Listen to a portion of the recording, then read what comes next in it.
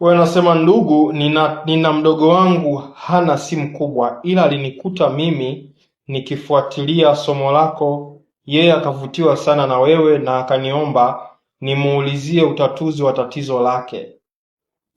Akifanya mapenzi, akifika hatua ya kumaliza, hatoi mbegu, ama wakati mwingine anatoa kidogo sana. Sasa anauliza tatizo ni nini na ni nini utatizo wake?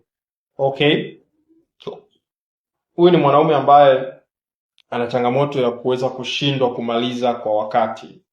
Of course inaweza ikawa ni tatizo, lakini kwa upande mwingine sio tatizo.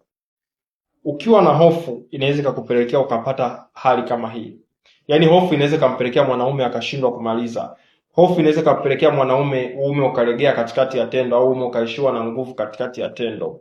Matatizo ya kisaikolojia yanaweza akampelekea mwanaume akapitia situation kama hii. Kwa hiyo ninachokiona kwa huyu mwanaume, anatakiwa cha kwanza aweze kupata msaada wa kisaikolojia.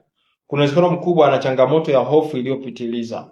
Lakini pia natamani kuweza kujua hali hii huwa inatokea kwa kila mwanamke au ni mwanamke mmoja tu.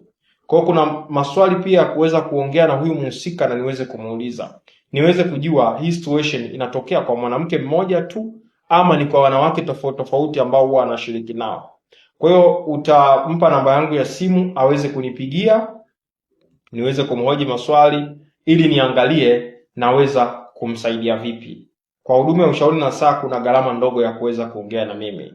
Siwezi kuongea na kila mtu bure. Nina watu wengi ambao wanahitaji huduma yangu na kuna wengine analipia lakini bado wanakosa muda wa kuongea na mimi siku hiyo.